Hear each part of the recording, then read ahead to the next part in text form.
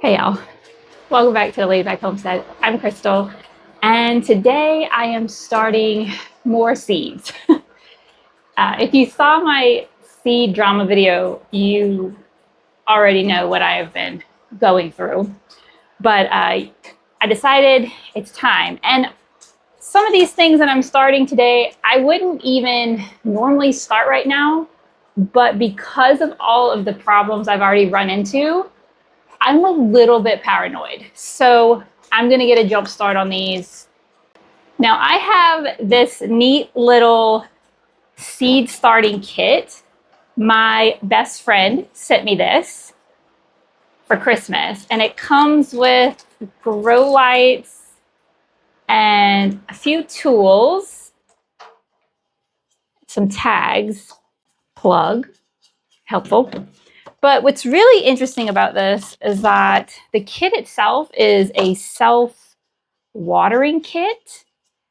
Now, what's crazy enough is I have never used a self-watering kit to start my seeds. However, I only can garden with self-watering beds and buckets in my current yard because of the bacterial wilt in my soil. So nothing that I grow in this current yard can be open to the ground. So even though I've never used a kit like this before, I'm excited because everything else in this yard is self-watering, or hydroponics, which that's why I got into hydroponics, was because of the bacterial wilt. But I'm excited to give this a try. I'm not sure if I'm going to hook up the grow lights or not. I have grow lights in here already hooked up, but we're also supposed to get really cold. So if we're going to get cold again, I may take it inside and babysit it, and then I'll hook up the grow lights. I don't know. We'll see as we go. First thing first, I got to go get some dirt. So just to show you, the way that this works is there's a bottom tray and a little stand, and you're supposed to tuck the edges of the felt to where it touches the bottom, and the felt will absorb the water from the bottom up and place it right at the bottom of your soil. So you just have to make sure you keep the felt making contact with water down here. And you do have to check your water levels, which it looks like you'll be able to see. They tell you to keep your water level kind of below the actual stand. If you've grown in one of these, let me know if that's right. Okay, I filled up the bottom reservoir with water, and I've got me some potting mix and compost. I just mix bags together. Now I'm actually going to be starting my backup pepper seeds two ways. I'm going to start them directly in here, but I'm also going to be starting them in a Ziploc the way I did before. The difference is I did have somebody leave me a nice suggestion to try soaking my seeds in black tea. So, well, diluted black tea. The tannins in it supposedly help the seeds a little bit better with germination. So I do drink black tea, and I have some diluted black tea here. So rather than just using water to do my paper towel method, I'll be using black tea. For my backup peppers, these ones really, they didn't make the initial cut simply because they were just generic across the board. And one of them I saved myself, which was the red impact pepper. I saved these seeds myself. My concern with them was I did not isolate the blossoms. So I'm just not sure if I'm going to get a true red impact pepper. But if we're being honest at this point, like I said, I kind of just need something. So whatever I get, I will just be grateful for. I did not put the year from those seeds, but if I had to guess, which I normally write the year on it, which I'm a little mad at myself that I didn't, I'm pretty sure it's from last year, 2024. So we should get germination with these. So the next pepper that I'm going to be growing, hopefully, is the Carolina Wonder. Again, I've grown this before, did well. I don't remember them being super big in my yard, which is why I think I didn't go for them at first. Plus, I was really excited about my new seeds. So these seeds are a little bit older. Hopefully something comes up. I am still currently checking on my other seeds that I had started. But if I'm being honest, it's been a month, probably over a month, and there's been very little change in the germination. Now, I will say some of the tomatoes did eventually come up that I was questioning, but the peppers, they pretty much have just stayed the same. And that's with me moving them, trying them with heat mats, anything you can think of. Now this one, so I had the Carolina Wonder. Now I have the California Wonder. This I have actually never opened. This came in one of those generic grab bag packs of seeds off of Amazon. And I just didn't feel the need the year that I got that to plant these because I had a lot of other different varieties of bell peppers.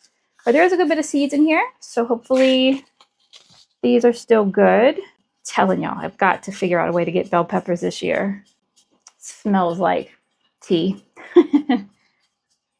And here I have a generic, this is another one. It just said sweet pepper. You can see why I wasn't like crazy enthusiastic about starting these right from the word jump, but something is better than nothing. This also came from a different type of generic seed bundle off of Amazon. You can see I like to try seeds from everywhere. And I mean, all the other things have germinated from those two bundles, so never had an issue. They're also, none of these are from 2026. So it is a gamble whether or not anything will happen. So I've got this done. I'm going to actually throw them onto a heat mat because I am trying to play catch up. This is the first year I've ever even bought a heat mat. I don't normally need that, but desperate times. So for the peppers, I went in 2 or 3 per cell here, plus what I have on the paper towel. So I'm just putting a little dab of that tea water on these guys as well, just to see, you know, if it'll help. Can't hurt. And then I'll cover everybody in when I'm done. So the next thing that I'm going to plant today is actually all of my eggplant varieties. So this year, for sure, at least for now, I'm starting 3 different types because I use them kind of 3 different ways. The first one is the Italian long purple. I really enjoyed this. I grew it last year. Actually, I did grow it last year, but this particular pack isn't opened. There we go. So I grew this last year, and I love harvesting these for like a quick lunch and sauteing them in a pan with some soy sauce and garlic. Oh my, that is a really yummy quick lunch. The next eggplant that I'm going to grow is the Antigua. Now this I have also grown before. This is a new pack because I want to say last year I had old seeds and it did not come up. And this one is, it's described as white with streaks of violet that fade to soft lavender. Eggplants grow to about 8 inches and 3 inches across. So this one I really got because, well, of course it's pretty, but also I wanted one that I could kind of grill, like stuff and grill. That's not huge because when I tell you my last one is Black Beauty, which is standard, right? At least where I grew up, every year my grandfather or my dad, either one, would grow eggplant, and it was always Black Beauty. And my grandpa was Sicilian, and so he would always make fried eggplant once he harvested one. And so now that's kind of become my tradition, is that every year I grow Black Beauty. The first one I harvest, we always fry it. It's not the healthiest way to eat it, but it is absolutely delicious. So that's the 3 eggplants I'm going to start with. I have several other varieties, and if you have a variety that you really like, let me know, because I am always looking to try new varieties. Same goes with peppers. I've been getting a ton of comments from everybody about different pepper varieties. I think I'm going to do like one giant seed haul at the end of the season. It's just going to be like what everybody has recommended. So now I'm going to move into ground cherries.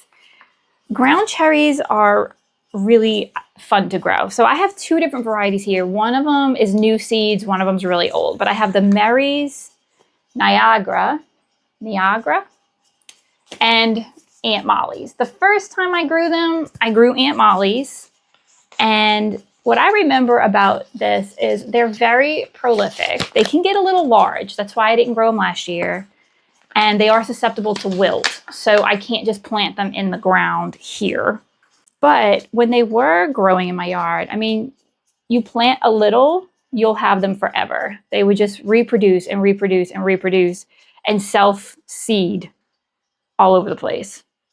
Because the way that they work is that they drop their fruit when it's ripe. Now, I had some people say that they had issues with green fruit dropping. I live in a very windy place, and I can't say that the green fruit dropping was a big problem for me. What I dealt more with was squirrels. Squirrels love them and would come and steal. It got to the point where I had to put a net over my plants if I wanted to get any harvest. So I'm not sure if the Mary's Niagara will come up. We'll see, because they are older, but I know how prolific these were. And then the last thing I'm going to start today is some bonus tomatoes. Now, if you saw my tomato video, you know I've already started 40 varieties of tomatoes. So do I need more tomatoes? Of course not. Am I going to start more tomatoes? Yes. The first one I'm going to start is Paul Robeson. Paul Robeson was my first ever 1-pound tomato, which I could not have been more excited about. He grew in the face of all types of adversity. And honestly, I'm a little surprised I didn't have him in my initial cut. I think originally I thought, oh, you know, you've been growing him, try something different this year. But I don't know, I kind of got nostalgic about it and decided. And the other one I'm starting is my own seeds, but it's for Black from Tula. I thought I started these, but I want to say the seeds that I used were older and they didn't I just realized I mislabeled this. They didn't germinate very well. So I'm going to grow some of my own seeds, which again, I never really isolate my things. So this may be my own new hybrid. The Laidback tomatoes. This was just a small little seed starting video. At this point in the year, I'm going to start succession sowing different things as needed. Hopefully these things come up. Hopefully my eggplants come up. Some of them are older than others, but I'm nervous. I'm nervous that I'm going to run into issues. So I need to get on it. You notice I did not seed this side of the tray, if you could see that or not, but that's because I'm leaving space for everything that I started in my Ziploc bag. So here we are, all set up. Has a nice little humidity dome, and I went ahead and snapped my lights into place. I decided just to bring it inside and put it where I have my compost machine and my seed starting situation, if you will. But this is a really neat little setup. I like this. You can control the brightness of the light. Isn't that awesome? And it's got a timer on it. I don't know if y'all can read that, but I have it set right now to red, but you can easily, so you could turn it off or you could do the timer. So it's at red, violet, blue, green, and it's all just different times. So I just think that is the neatest little thing. These grow lights are actually better than the timed grow lights I have, some of the timed grow lights I have in my greenhouse. But seeds don't need light to germinate, so I'm gonna turn it off. I am gonna babysit this in here. I don't wanna take any more chances, and we've got record lows coming tomorrow. So thank you all for hanging out with me today. If you're into gardening and homesteading content, I encourage you to subscribe, and until next time, stay blessed.